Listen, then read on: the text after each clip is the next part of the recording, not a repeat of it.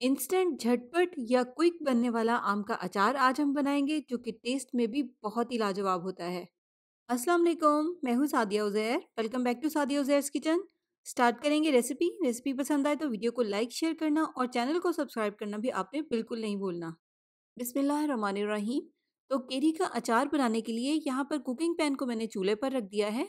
अभी हम इसमें फ़िलहाल 1 कप सरसों का तेल डालेंगे, लेकिन अगर ज़रूरत होगी तो बाद में इसमें मज़ीद तेल भी शामिल कर सकते हैं। इसके अलावा ये अचार सरसों के तेल में ही अच्छा लगता है, लेकिन अगर आप चाहें तो आप इसको कुकिंग ऑयल में भी बना सकते हैं। अब तेल को यहाँ पर हम अच्छे से गर्म होने देंगे और जब ये गर्म हो जाएगा फिर इसमें शामिल करेंगे 1 चाय का चम्मच सौंफ, 1 चाय का चम्मच राई, 1 चाय का चम्मच कलौंजी, 1 चाय का चम्मच मेथी दाना, 1 चाय का चम्मच साबित ज़ीरा और 1.5 खाने का चम्मच इसमें कुटा हुआ धनिया शामिल करेंगे। इसमें हमें ये सारे मसाले एक ही साथ झटपट शामिल करने हैं क्योंकि तेल बहुत ही तेज़ गर्म है। अगर आप इसमें आहिस्ता-आहिस्ता मसाले शामिल करेंगे तो पहले शामिल किए हुए मसाले जल भी सकते हैं, इसलिए इस बात का यहाँ पर हमें ख़ास ख़्याल रखना है। तो अब इन मिसालों को हम इसी तरह से लगातार हिलाते हुए ऑयल में फ्राई करेंगे, बस आपने इनको जलने से बचाना है। यहाँ पर मैंने इनको हल्का-सा चंद सेकंड्स के लिए ही फ्राई किया है।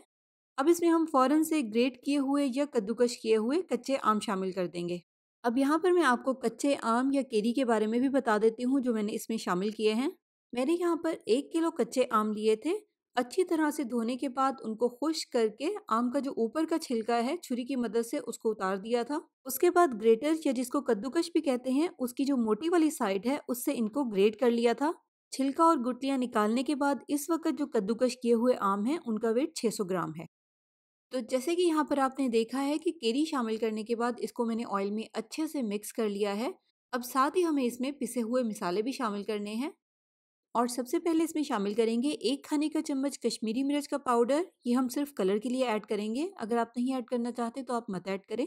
1.5 खाने का चम्मच या हस्बे जायका नमक, 1 खाने का चम्मच हल्दी पाउडर और 2 खाने के चम्मच कुटी हुई लाल मिर्च। बस इसमें थोड़े से ही स्पाइसेस ऐड होते हैं। अब जो आम में एक्स्ट्रा पानी या एक्स्ट्रा मॉइस्चर है इसको हमें ड्राई करना है, तो इसके लिए हम इसको इसी तरह से लगातार हिलाते हुए मीडियम हाई फ्लेम पर पकाएंगे ताकि जो भी आम में एक्स्ट्रा मॉइस्चर है वो खुश्क हो जाए। बस इस पॉइंट पर आपने इसको जलने से बचाना है क्योंकि ये बहुत ही जल्दी नीचे लग सकता है, इसलिए इसको खुश्क करते हुए मुसलसल इसमें चम्मच चलाते रहेंगे। अब यहाँ पर मुझे ऑयल थोड़ा-सा कम लगा तो इसलिए मैंने इसमें आधा कप सरसों का तेल मज़ीद शामिल किया है, क्योंकि अगर तेल का लेवल इसमें सही रहेगा तो ये अचार ज़्यादा टाइम तक चलेगा। तो काफ़ी हद तक यहाँ पर जो इसमें मॉइस्चर है उसको मैंने ड्राई कर लिया है, बस इससे ज़्यादा हमें इसको ड्राई नहीं करना। मैंने यहाँ पर इसको तकरीबन 8 से 10 मिनट के लिए मीडियम हाई फ्लेम पर पकाया है। तो बस फ्लेम को ऑफ करेंगे और इसको चूल्हे पर से उतार लेंगे। तो अब इसको हम स्टोर करने से पहले रूम टेम्परेचर पर अच्छे से ठंडा होने देंगे। तो अचार यहाँ पर अच्छे से रूम टेम्परेचर पर ठंडा हो चुका है। टेस्टी होने के साथ-साथ इस अचार का जो सबसे बड़ा बेनिफिट है, वो जिसने जितना खाना है उतना ही निकालेगा। ये अचार बिल्कुल भी ज़ाया नहीं होता। जबकि रेगुलर अचार का अगर हम एक पीस लेते हैं तो उसमें से कुछ खाया जाता है, कुछ ज़ाया हो जाता है। तो ये इस अचार का सबसे बड़ा बेनिफिट है और उसके साथ-साथ ये बहुत ही मज़ेदार भी बनता है। और इसके साथ-साथ कितना झटपट से ये तैयार हो गया है, ये भी आपने देख लिया है। और अब आती है इसको स्टोर करने की बारी। इसको हमने स्टेरलाइज़ की हुई या गर्म पानी से धुली हुई शीशे की खुश्क बॉटल में स्टोर करना है। इसके अलावा अचार को निकालने के लिए आपने कभी भी गीले और गंदे चम्मच का इस्तेमाल नहीं करना।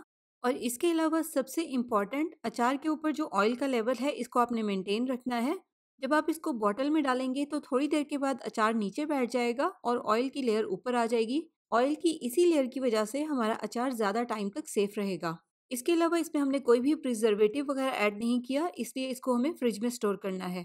इन सारी बातों का ख्याल रखेंगे तो 2-3 महीने तक ये अचार बिल्कुल भी ख़राब नहीं होगा।